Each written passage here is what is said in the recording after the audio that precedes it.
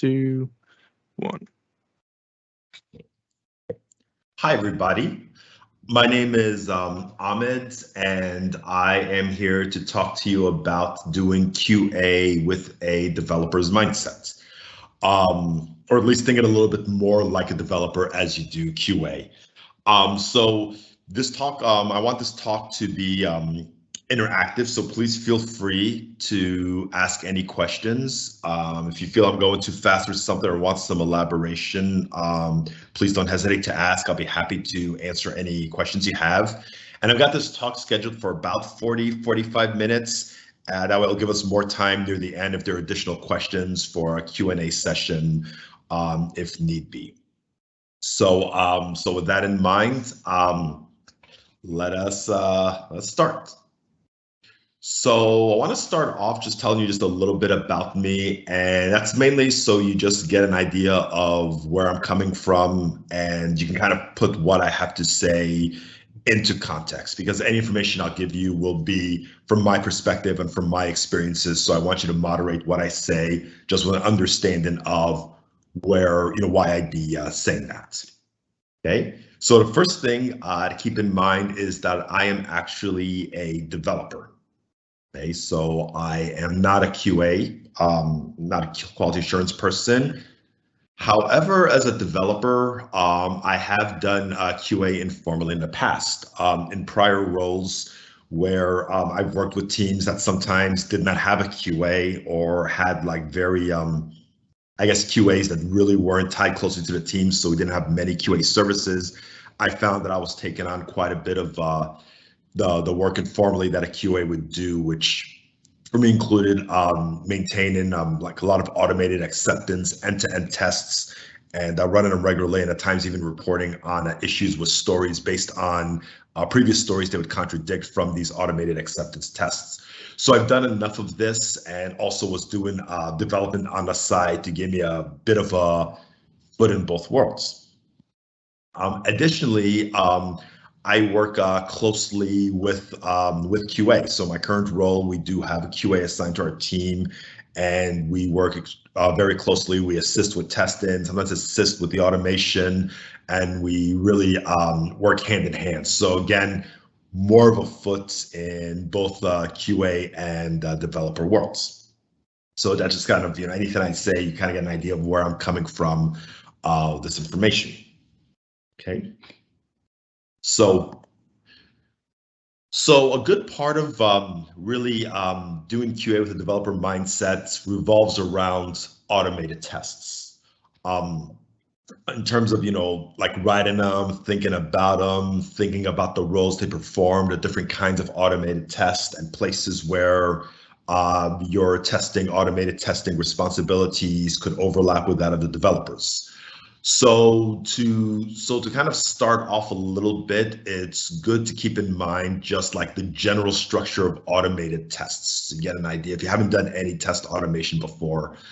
So generally speaking, whenever you have an automated test, you'll have a block, and this is the main test structure you'll find in JavaScript. If you do testing in frameworks like say Jest, for example, or anything really that follows the structure, which is a lot of JavaScript tests. Cypress.io is another example that uses this type of structure. You'll have blocks that wrap like your groups of tests that you have in describe blocks, like you see at the top with descriptions of the tests. Then you'll have your its, which will have like basically a description of the specific test, right? Describes like the test grouping. And then your test will generally work along the principles of you're going to set up something, and then the key part of the test is the assertion, where you see the expect, right? So you're going to set things up, tell it to click on various buttons, fill out forms, and so on, run something. Then with the result, you're going to have expect the result to be something. You have an expectation, and your test will run that expectation. And if everything's fine, great, the test passes. If not, it fails and it reports that failure. And that's the general structure that you'll bring to the test. So any kind of test you go into in the JavaScript world, you're going to have a structure that's going to be very similar to that. And this is, I won't say a de facto standard, but it's a very, very common testing pattern. If you do .NET tests, Those structures will differ, especially depending if you're doing something like, X unit or N units. But again, a lot of what you'll be doing will probably be in this world right here. Okay, and again, this is just the skeleton to give you an idea. Okay, so keeping in mind what we know in terms of our automated test structure, we want to talk a little bit about the types of automated tests, because this is areas again where you and the developers may have some overlap and places where you could work together, or even have areas of delineated responsibility. So unit tests. Unit tests tend to be very fine-grained tests, and they're tests generally that the developers are going to write. Okay, so you have developers and they're writing automated tests, and very often these are unit tests. And with unit tests, the developers are usually writing tests for a specific method calls, specific function calls, to make sure that they produce the values that are expected. And that's the level of granularity that you often see at unit tests. Some developers will write them after the fact. Some developers will use a test first approach to help them develop the functionality and think it through with unit tests. But that's generally an area where developers will write a lot of the automated tests. And depending on where they're doing these tests, the structure could be very similar to what you've just seen. For instance, if they're writing tests for front-end codes, and again, just as a popular framework for that. Or again, if it's more back-end code, you're probably looking at more of the .NET testing areas. Integration tests. So integration tests are ones where you start to pull in more functionality than a unit test, and you'll even pull in more resources. So you can start to think of them as coarser grain tests and ones that actually are done with a little bit more context. With the unit test, the developers try to keep it more in line of just, hey, let's just test the logic and try to isolate it from any kinds of dependencies. With integration tests, it's more like, okay, let's get coarser grains tests going and let's start pulling in some additional dependencies. So some things that you might see as integration tests, for instance, could be tests for API endpoints, for instance. And then we have end-to-end tests. And the end-to-end tests are where you are most likely to make your contribution. These are going to be tests in which you're going to steer the UI. In this case, I'm assuming it's going to be your browser, and your test will actually fill out forms, fill out text boxes, click on buttons, click on links, and then check and see what populates in what divs. So you're very much steering the application the way a user would. And some folks will sort of use integration tests to mean end-to-end tests. For instance, Cypress.io does that. I do separate those two, but just in case you see people using them interchangeably, you know that there are some folks who do that, but I'm keeping those two polls separate. And so with the end-to-end test, these tend to have more of a connection with the feature itself, more of a connection with what the acceptance criteria is. And they're going to be the ones that will most likely reflect, hey, does this feature do what we expect it to do? Well, the end-to-end test is most likely to be the one that'll answer that question, because you're running the program like a user would. Okay. So before I continue, do we have any questions? None at the moment. Okay, very good. So I'll continue. Okay, so again, we're going to dig in just a little bit more here. So again, the unit tests are going to be written by developers more often than not. Okay, so and a lot of times, if you keep an eye on any of your check-ins, for example, you'll notice that developers who keep up with the unit tests are usually checking in unit tests with their code, right? Very often they'll change side by side. Also, they do tend to be more granular or more fine-grained. Okay, so in this case, again, by granular, I just mean the pieces of functionality tested tend to be quite small, and they're really there more for developers to know that their functions or methods, there weren't any issues with them, and that's really kind of serves a different purpose than a more coarser grained tests. And depending on the methodology under which these tests were written, they may be tests that really try to spec out what's to be done, or they're tests just for the correctness of what they just wrote. And there's a fair amount of overlap in this area. It kind of ties in a little bit more to, say, methodology. Developers who are using things like TDD, test-driven development, they be using this more for the specs for the methods or functions that they've written. Those who may write it after the fact or maybe need to exercise some bug they found and fixed it, may have these tests done more for correctness. And again, there is overlap. It isn't like there's a dividing line where you're either more of a spec or correctness. And again, the developers may write the test before they write the code, depending on the methodology. So when you're doing something like a test-driven approach, may write your test before writing a single line of code, and these tests guide you onto what the behavior of what you're going to write should be. Okay? And again, I'm covering this in more detail just so you get an idea of where kind of like the headspace in which developers will live and the different attitudes towards tests, because understanding these differences in attitudes will help you when communicating also with the developers. So again, common test tools, I've brought this up a few times, jests, very popular, very common when you're doing any test for the front end and particularly for JavaScript or TypeScript.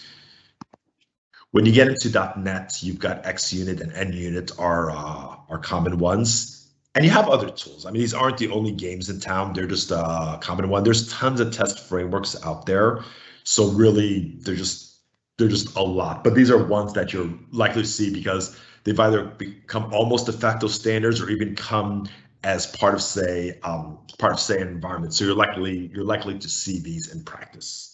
And even the test frameworks that don't use these will often follow the patterns in them. So knowing them helps you pick up other testing tools.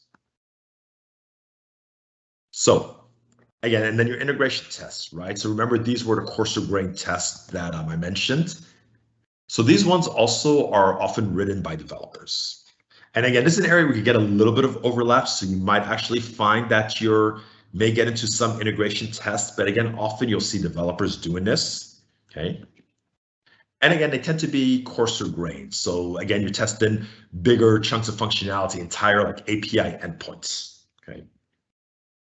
And this is also where you can include things like resources like database connections, seeding databases, and so on.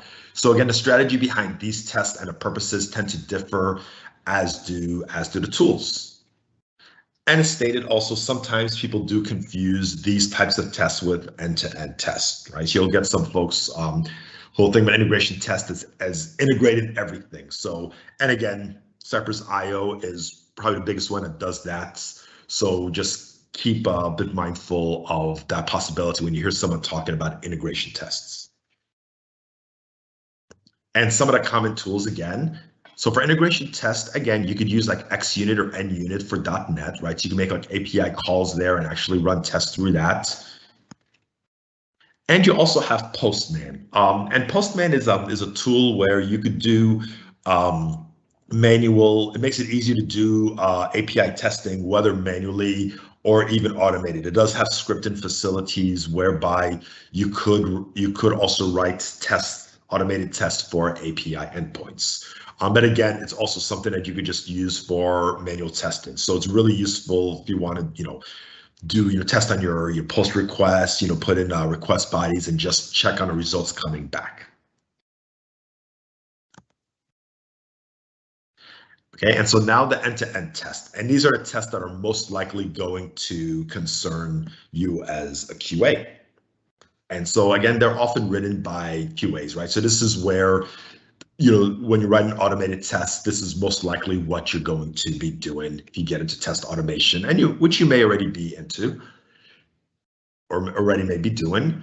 And again, so the way this is very much black box testing. Okay, so it's steering the application, and it steers the application exactly the way a user would steer the application. So you'll usually have some browser automation software tied in with it, and you're using that to actually control the browser when it's connected to the application. And that's pretty much how you're running through things, and it's able to detect what's on the page, and that's how you can do your assertions. And it provides the closest connection with the feature. Again, because you're now testing it the way a user would. So people think in terms of like the feature or, hey, does the feature work this is often what they'll be thinking of when you think of test automation. Okay? If there's anything like a one-to-one with a feature, it's going to most likely be at this level. And again, stated previously, they're sometimes confused with integration tests. Okay, so when you're ready to get into end-to-end testing tools, you have quite a few tools out there. So Selenium is the big one, and Selenium is actually, and so technically speaking, Selenium is really just browser automation software. I'm using Selenium just for short for the browser automation, and then whatever testing package you've bundled with it. So it's more of a Selenium-based testing framework, but I'm just saying Selenium for short. I figure you know what I mean. But technically, Selenium's just browser automation package, and quite a popular one. A lot of people do use Selenium. Cypress.io. So Cypress.io is an emerging one. It's getting quite a bit of traction, quite a bit of mind share, quite a bit of popularity, and it's actually a very it's pretty much a full testing framework, complete out of the box, as opposed to like others, like say Selenium, where that's your browser automation. You pull in like assertion library and so on. With Cypress.io, the whole thing is bundled together. So you're getting your browser automation, and it's actually a custom test runner in there. You're getting your assertion libraries. You're actually getting mocking tools. So you're getting essentially everything that you need to do your testing right out of the box. And Cypress.io is designed to be very easy. It's actually quite fast, and it's easy. So to get started, it is definitely a tool that a lot of people have been looking at, because and even using it, it's actually quite easy to use and to get you started writing tests. Playwright is another one, and again, Playwright is browser automation, but there are Playwright based testing frameworks there. A lot of times people will bundle them together. So I'm just going to call it Playwright, but technically speaking, it's again browser automation. The only like true, fully bundled end-to-end test tool is really Cypress.io, but you'll get the tools bundled with Playwright also. And this is a pretty interesting one. I believe it's a fork of Puppeteer, but it's got some nice features. And there's actually a feature for code gen where you can actually run through your tests, like manually, and it'll actually record the JavaScript as you're running the test. So it records the script as you're doing it, which later you could reuse and refactor. So it's also a nice one that looks like it may have some good facilities for those just getting started. And then there's Puppeteer. I believe this one may be Google. And again, it's also very much, again, browser-based framework, but there are, again, tested. Anytime you have a browser-based framework, first thought is, oh, hey, let's bundle some test tools with it. So this is another one. And so these are not the only games in town. I mean, you've got a lot. You've got Test Cafe, you've got Services Online. This is just a list of just some of the common ones there. Okay. I'll give you a moment, see if you have any tests before I move on. I'm sorry, any questions, tests? No questions yet. Okay. So now that we're a little bit more oriented towards like the available testing tools and so on, and where the developers kind of work, what does it mean when we talk about thinking like a developer, thinking like a dev? And of course, one of the most obvious ones is, writing automated tests, right? Automated tests are scripts, they're programs. And so, we're basically, writing programs, right? And that's very much a sort of dev-like activity, but it goes further. Another point is that you can also use some coding knowledge to find edge cases. If you're a little bit familiar with coding, and as you write more automated tests, you might find that you're starting to pick up on some coding tidbits here and there. You might even be getting a little curious and looking actually at some of the code base. Then you would actually get a sense of like maybe areas that might be useful edge cases to test, right? Because when you're writing your tests, you want to make sure that you're covering the different scenarios that can arise. And so you don't want to really leave any kinds of edge cases or say behavioral equivalence classes out, which is where a bug could reside. So with a little bit of coding knowledge, you can get some insight into, oh, I need to test a case where say, number of orders equals 0, because looking at the code, I could see that, hey, that's a whole different branch. Okay. Talk a little bit more about that too. So I'm just kind of giving you an overview, but we'll delve into this a bit more. The other possibility also is even helping to augment unit tests. And of course here, possibly also integration tests. Although unit tests are written by developers, and depending on the developer, they may very well be written as part of the development process. Unit tests aren't always complete. There are often edge cases that are not accounted for. Sometimes developers write the test after the fact. Sometimes they're using it to develop their code, but maybe they only cover the happy paths that their functions or methods are trying to cover. So as a QA, once you get a better sense of coding and even some of what's going on, you might actually be able to add additional cases to those unit tests. Maybe a bug has surfaced and it was traced back to a method, and maybe you can assist in actually helping to augment the unit test, or even point out to the developer, hey, I see I'm looking at these unit tests and I see these test cases, but there seems to be some edge cases that aren't covered. Do you mind, augmenting that? And that can help make, of course, make the test suite more comprehensive and thus more capable of finding bugs, which helps make the application more robust. Another point is that you could actually end up contributing to the deployments and a CI pipeline. There are organizations that do have their devs actually handle deployments to different environments like prod. And part of the logic behind that is that if you're testing, part of your testing could be putting in, deploying to QA, testing there, and since you're already doing the deployments there, well, you might as well deploy to prod, right? Even some of the tests that you're writing, some of the integration end-to-end tests, or really any test, might even be put in as part of your CI pipeline to go ahead and run some of these tests as they're checked in. So you may find that you may have a growing role in doing that. Okay. Okay. So again, so we stated the automated tests you write will probably be end-to-end tests. And the usefulness of doing these automated tests is that they let you test more things and to do so faster, right? If you don't have to repeat the same steps over and over, then that lets you wrap up that testing faster, and now you can start testing more things that you couldn't test before when you were testing manually.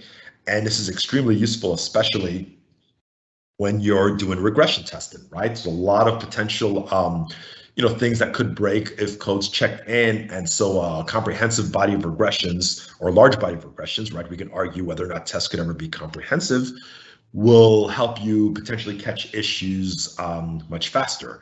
And of course, with that, you could write more tests. You can even branch out into doing more as a QA and expanding your role.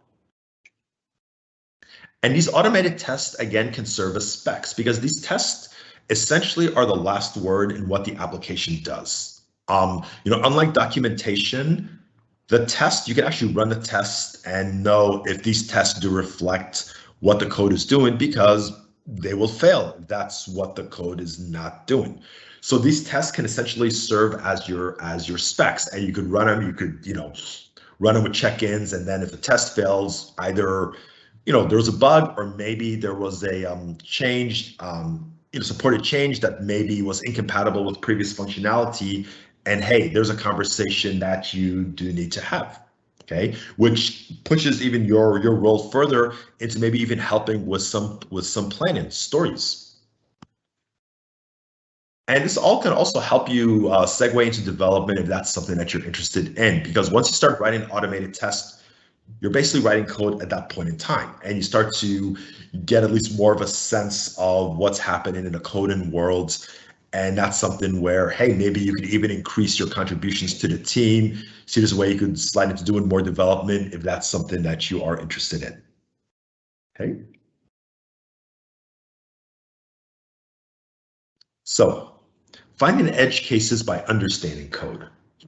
So again, if you have some understanding of the code, then this can help you. This can help you, see edge cases in a particular functionality, and essentially understanding the conditions under which the code, the code is written. For example, by conditions I mean like conditionals, okay, or like if statements and so on. That's basically different branches, different values, different cases that you really want to cover in a test, or to see were covered in unit test if the developers were writing that. And the same goes with like knowing a little bit about, like, say, common function behavior, right? I mean, if you're looking at, say, some functionality and you see maybe they're making a call to, say, a math function, like for instance, absolute value, then you're like, okay, well, we know the negatives are, are cleared out of the code. Well, what's the implication in terms of behavior right there? And so even get an idea of at least some function behaviors, some common gotchas, right? Like here, can give you a good intuition on edge cases. You see, code going through arrays, and you might think, well, what happens with an empty array, right? These are common sort of gotchas. Have you covered the null case, right? And as you kind of do more coding and more test writing, you'll get an intuition of some of these common cases, and that'll be like the first question, to your mind. Okay, well, you've got this, you're handling these orders. What about the case of no orders? Can we push that in and see what happens there? Let's look at that edge case, right? And so again, augmenting the unit tests, quite important again, because depending on how developers do the test, they may only be for happy paths, right? Developers just want to make sure that their functions essentially were doing what they wanted. But again, what they wanted in their mind was like, well, this function needs to return this and do this. Okay, it does it, but what about, like for instance, errors and input, stuff like that? Is this function robust? Is it handling that, right? Very often, the unit test that the developers write can only be happy paths. So we kind of need, someone to stop and say, okay, well, what's happening in the unhappy path, right? And that's where your intuition as a QA can help also expand the coverage beyond what you can get from understanding code. You've got your own body of experience as a QA. You've seen patterns where errors occur. You've seen patterns where certain edge cases, for instance, may traditionally have been neglected. And so, at the forefront of your mind, you've got the right questions where you could start asking about the unit test. Okay, well, based on your experience, there's other edge cases. This unit test look like it's covering that? No, well, maybe we need to augment this. And in addition, you also have tools that can help you. So there are code coverage tools, and these are tools that'll actually tell you how much of your code and where in the code that tests actually cover. And so you can actually see places in the code where there's no test coverage, and it tells you, hey, we need some tests to go ahead and increase the coverage and to go ahead and test for these areas that were not tested. So you can actually have cases that are covered by the code that were never actually covered by automated tests. Okay, and we'll talk a little bit about Istanbul. I'll give you a quick screenshot and talk a little bit about it. And with something like a code coverage tool like, say, Istanbul, and again, it's not the only game in town, then again, can help you to isolate the points where there are, for example, bugs in your functions and methods, because it could say, hey, this area was not tested. None of the automated tests touched it. Did anyone test, for example, this particular branch? Hey, let's go ahead and cover it. Oh, hey, maybe we found a bug there, right? And the thing about the unit tests too is that the unit tests are fine-grained enough to where if there are bugs in the code, the unit tests are likely to reveal them and really zoom in on them. The other tests can still reveal them, but not with the level of precision, right? Because they tend to be much coarser grained, and you just see like, hey, well, there's something wrong on this page. Well, where exactly did it come from? With the unit test, it kind of helps you zoom in more on, oh, here it is because you're testing a specific function or method. And then as you start to, do more of this, understand more of this, you get more of a sense of like dev language, just not even necessarily language of, the language you're writing in, but just the language in which you're speaking. That's going to help you just with communicating, with getting an idea of some of their concerns, and that can help you operate more efficiently with devs as a team. So I mentioned Istanbul.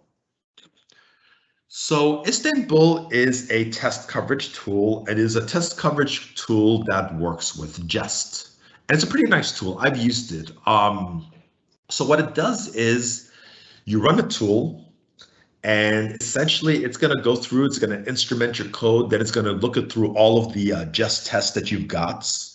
And then it's going to mark the areas in your code that have been covered. And it gives you a report on your screen, but it also builds a nice web-based report that you could then navigate and go in to get right down to the lines that were or weren't covered. So in this example here, you could see that we've got some functions, right? And we could see that there's a green 1x here, and that's telling you, hey, the test hits this one time. We've got a test that hits these lines one time. But then you take a look and you see that there's a line that's in red. And that means that no test actually hits this line. And it's pretty obvious looking at this code why, right? You have always false is set to false. So of course, that body of the if statement is never going to get executed. But you can imagine, for instance, if this always false was a parameter that was passed to the function, if you look at it and you see that, hey, this has never been hit, this body of this if statement, then you can realize, oh, well, wait a minute, that means that in our testing code, this call to function 1 was never called with like a true value. Okay, well, hey, that's a test case that we need to have. And so Istanbul can point you out to that. And then you could go ahead and either put it in or point out to the developer, hey, can we put in this test case in a unit test, put it in there, and then you could see if this behaves the way it should on this branch. And it might even be that this branch might have been put in, for example, as an afterthought or not spec'd out fully because it was never fully tested. You have to wonder, okay, do we really know what we're supposed to be doing in this branch? Very important case to know. And you can see the example below it with function 2. This function is never even tested at all. You can see that it's all in red. So now it's like, okay, well, now we know that, there's no test at all for function 2. It's not even a case of not testing a specific branch. Let's do that. So you can see how using this, you can increase your test coverage or even help the developers with increasing the test coverage. And you also got some metrics up near the top, right? So Istanbul will also give you coverage metrics in terms of the percentage of your statements, right? The percentage of your branches, and that's basically like your conditionals, right? Like how many of the body of your conditionals are visited, functions and lines. So you get multiple different metrics where you get an idea of what has actually been covered. Okay. Any questions? Nothing yet. Okay, very good. Okay. Again, green lines, the green blocks show the lines that were hit, and that number beside them, like the 1x and so on, tells you how many times they were hit. And of course, red shows what wasn't hit. And again, once we know what wasn't hit, we can see, what conditions are required to get there. Then we know what we need to have in our test. And usually it's a parameter that we need to pass to the function. But if something will never get hit, then it's like, oh, well, that's dead code. And that's something else that, we also can contribute to. Say, hey, there's some dead code here. Maybe we should just yank this entirely because you're never going to hit that. Right? The last example with the always false, well, that body of that if was dead code. So why is it even there? Right? And this is one less bit of code to really deal with or maintain since it's never being used anyway. And so here again, if you're not, and it's also one other thing that Istanbul can help you do is it gives you a little bit more of an understanding of how a particular feature can map onto the lower level code. Because at that point in time, you might be, just seeing what gets hit under what conditions, and you could be mapping it onto, say, the higher level features, right? I mean, a feature to lower code mapping, there's usually a lot of lower level codes and resources that are working together to provide a feature. And this can at least give you a sense of where these mappings are happening. And again, that's a good way of maybe even understanding that enough to know what's likely to get hit, even from a very coarse-grained black box testing, like end-to-end testing. It helps you with understanding the code structure. Let's talk a little bit about the deployment. So in some teams, the QAs do end up actually doing deployments. Part of testing is developers are doing their development in a dev environment, and so the QA, as the PRs come in, the QA may need to deploy to a separate environment, like QA to test, and this may actually pull in certain resources and connections. And then so once they're doing that, you're already in a point where you're starting to actually work with like, continuous integration pipeline. And at that point, it's like, okay, well, what test can you maybe inject into this pipeline, right? And this again can help ensure that, buggy code doesn't come in. If someone puts in code and maybe the code breaks the unit test and they didn't actually run all the tests before checking in, then a pipeline could catch that. I mean, also you could have things like, get hooks to do that too, but maybe that's not the way it's set up, or you don't have that much control over dev machines. Well, at this point where it's getting integrated, this is a good chance to run those tests and make sure that, hey, nothing actually broke any regressions. And again, very useful. The devs aren't running automated tests before pushing. Hopefully they are, but again, why not be safe and also run in a pipeline? And so all of this brings us to your growing role as, in QA, okay? So there's some areas. So tests are about correctness, but they're not just about correctness.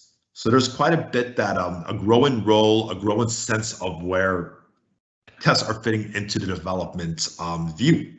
And one of them sees tests as going beyond simply checking for correctness and even serving as the specifications of your behavior.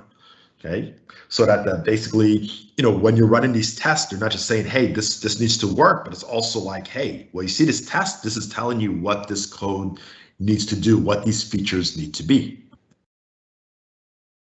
And for a similar reason, tests themselves are also essentially becoming more of a form of documentation, right? Because again, you want to know what the behavior of the code is, right? Not necessarily the logic that brought into being, but rather the behavior. Well, let's look at the tests. The tests are telling us when I do this, this, and that, this needs to happen. I already ran these tests. I already know these tests passed. I know that this is what's happening. And that's also where, well-written tests do come in. So you can actually run your test, and just by even reading the test reports and the descriptions of the tests that were run, you have a better sense of what the system needs to, is doing as a whole. And that brings us to test as a single source of the truth for a feature, right? They're your specs, they're your documentation, they are executable. And so now, you know that, hey, if the tests say this is what's happening and you ran your test, then this is what's happening, right? So this is where you can come to for what's happening with the feature. And that brings us into, and that sort of segues us a bit into behavior-driven development, or even behavior-driven development-ish types of planning. So behavior-driven development, BDD, one of its tenets is that you try to actually have like your acceptance criteria written as tests. So the idea is that when it's almost like you're taking the test-driven development methodology, TDD, and bringing it up one level higher to the area of like writing stories and acceptance criteria. Because now it's like, well, okay, let's write these acceptance criteria as tests from the outset. Okay, and these have tools that actually do support this, so you can work with these at a higher level.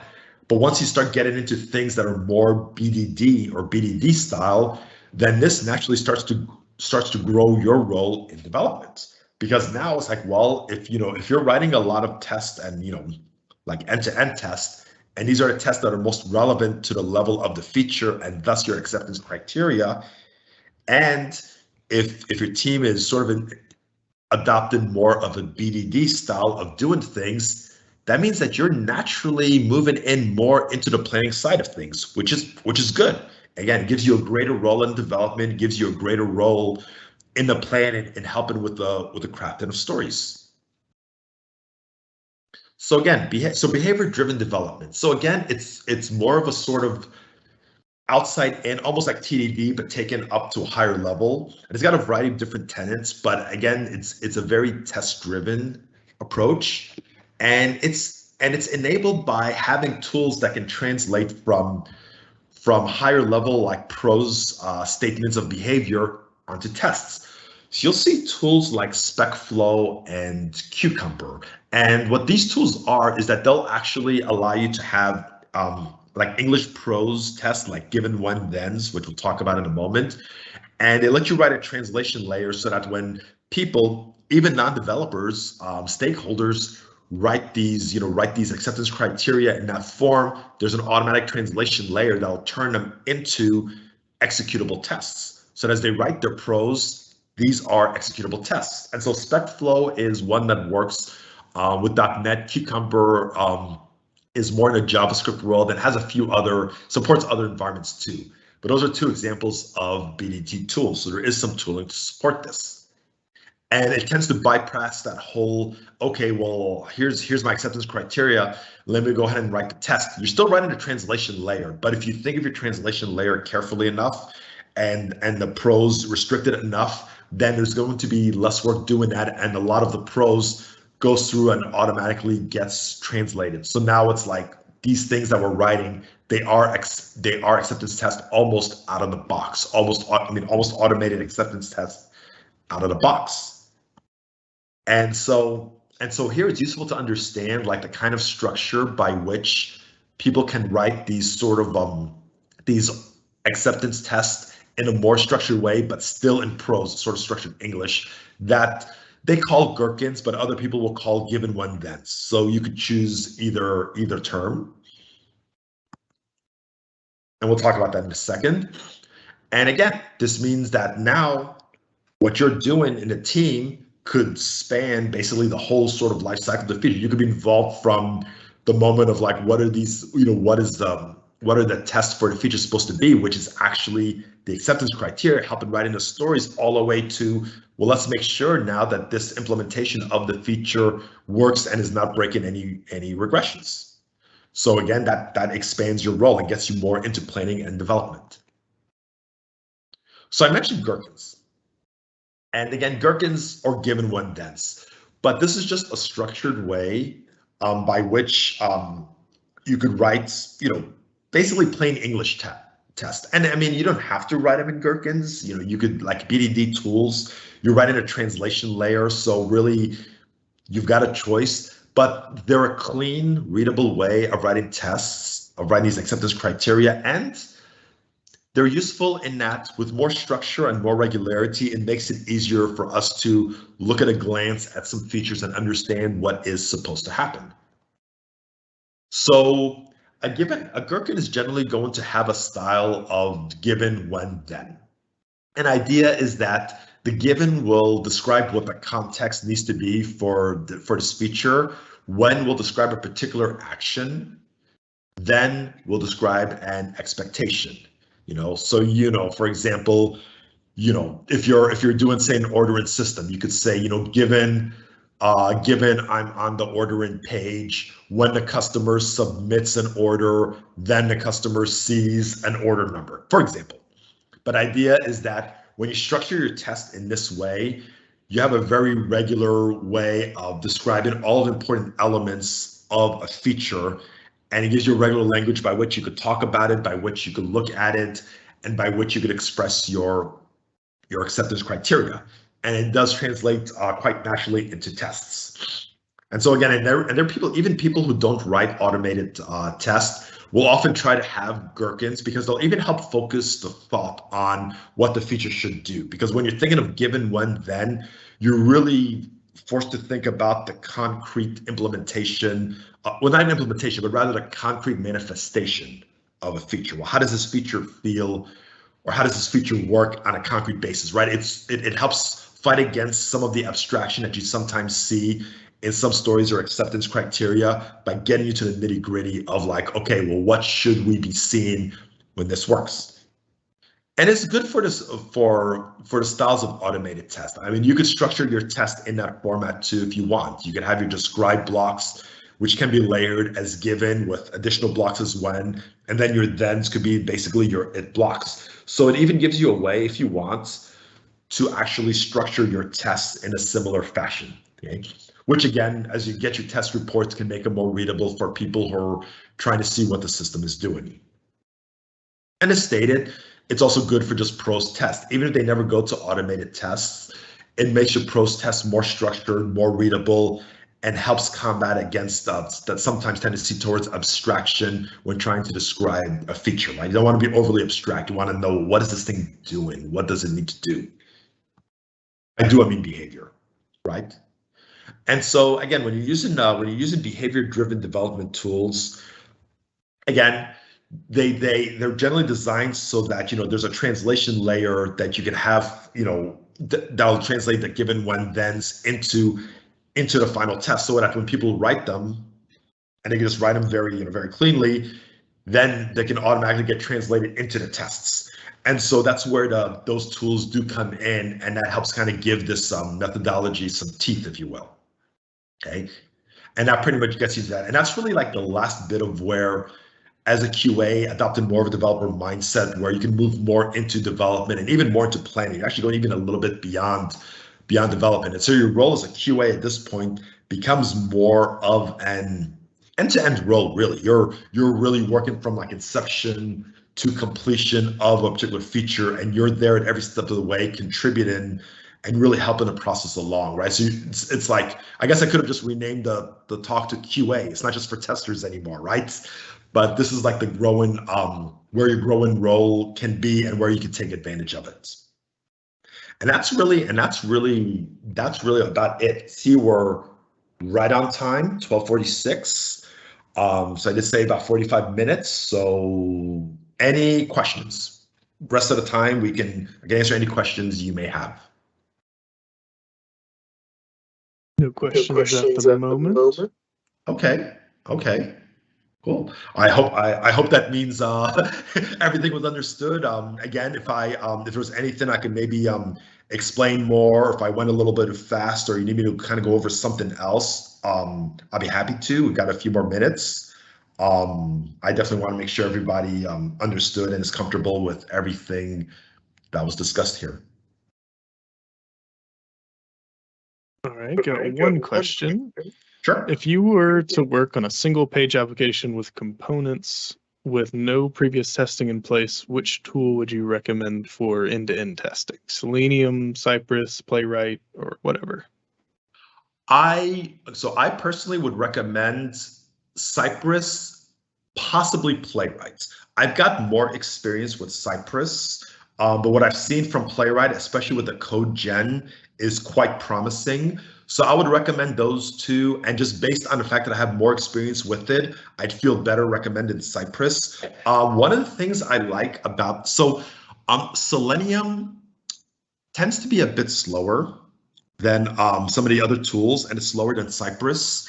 And it's not as easy to use as Cypress, or even like Playwright with the code gen feature. The things that make Cypress really shine are that the test runner is very easy to understand, it's very clean, it's very fast. It even has like a sort of widget explorer where you could actually click on particular elements, and it gives you like the actual like selector that you need to use to pick that element. So it can make it very interactive in terms of like trying to write your tests. And it also, like, the assertions have a lot of like built-in polling and weighting, which means that even though there's still some asynchronous behavior you have to keep in mind, a lot of it is abstracted away. So you're writing your test, and your tests have a very sequential feel, and you don't have to deal with a lot of like, sort of asynchronous behavior, which could trip you up as often as you would with the other systems. So definitely like Cypress. Now with Playwright, and again, I've only toyed around a little bit with it, so just take what I say with a grain of salt. But so Playwright does have a plugin. It's called Code Gen, where if you do run it, you get your browser, and then you can just interact with it just by clicking on it and doing your test manually. But as you're doing that, there's another window that is actually recording all of the JavaScript needed to reproduce that test. Meaning that once you finish the test, you can actually save it, and then you could basically run it again for your automated test. I mean, I definitely recommend refactoring and cleaning up the test, but at least in terms of like getting started, I would say one of those tools. And since I have more experience with Cypress, I do feel more comfortable recommending it, but that's not necessarily a shot against Playwright with the Code Gen tool. So those would be one of the two that I would recommend based on what I've done. that answer the question? Or if you have a follow-up, I can maybe elaborate.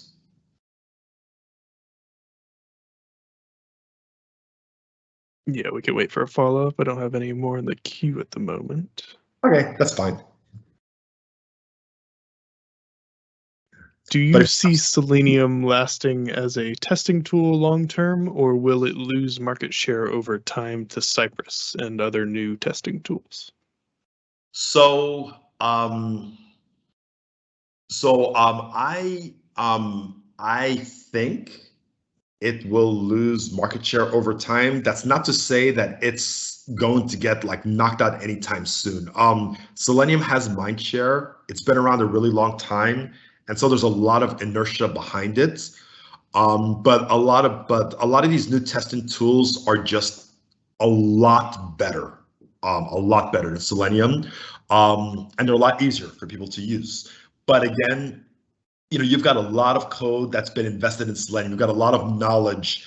So a lot of people wrote a lot of code. There's a lot of knowledge. There's a lot of information, and all of this does contribute to an inertia that gives it staying power. Selenium might already be like losing some market share to say Cypress. I know Cypress has definitely been positioned as a alternative to Selenium, and in fact positioned as something to do instead of Selenium. And it's been getting like a lot of at least mind share based on that. But I mean, Selenium's been such an entrenched player, and this is again just my speculation. So of course, as always, anytime we try to predict the future, take it with a hefty pinch of salt. But just from what I'm seeing, and especially from what I'm seeing in terms of like all these other players coming on there, more and more people talking about Cypress, more and more people like not only picking up Cypress, but sort of kind of like really slamming Selenium. Selenium's getting like some pushback in some quarters. I do feel that it will lose some share, but again, very entrenched. A lot of documentation out there, a lot of people already writing code, a lot of plugins, and there's always the possibility that they'll respond to a lot of like this pushback, and maybe people move into other platforms by improving some of their pain points, right? Because this isn't a static field. It's like a lot of people behind it might think, we can improve some things here and maybe kind of, get more people like back on board. And so there's always that possibility too. I mean, we have to assume that no one's really going to try to like, add more improvements to Selenium to, counteract or keep it really viable in the face of what's going on. So, I mean, I do think that it will continue to be a strong force while still losing market share, but it's not going to be like wiped out. I mean, it's still going to be big. It might still remain the biggest player, but I think it's going to lose definitely some market share to some of these others, and I think especially Cypress. I'd be very interested in seeing what happens with Playwright after a little bit more time, because Playwright's still a little too recent for me to be able to feel like where it's going with that. But that's at least my sense of things based on what I've seen in terms of like what the community's been picking up and some of their pushback, and just in terms of like the other players that are starting to emerge, because there's a lot more coming out there.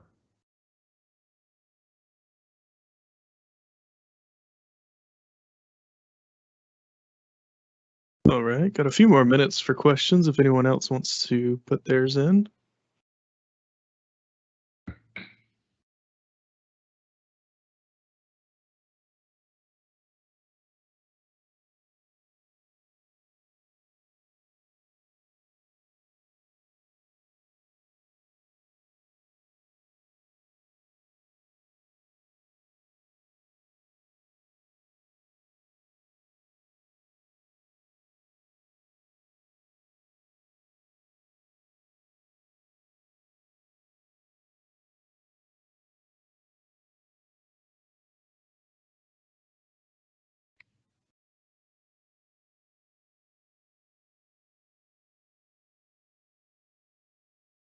These have been pretty good questions. I like not pretty good, really good questions, and I do like the question also about just the future, because it is really interesting to think about where these tools are going, and it's a good question to ask in terms of, well, what do you invest in now, right?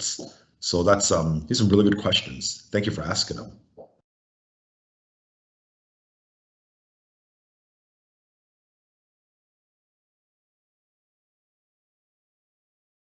Well, if we've got no other questions, then we can wrap up. If anyone in checking out this recording or any of the other recordings from Improving's Lunch and Learns, they're all on Improving's YouTube channel. So just search Improving Enterprises and you'll find it.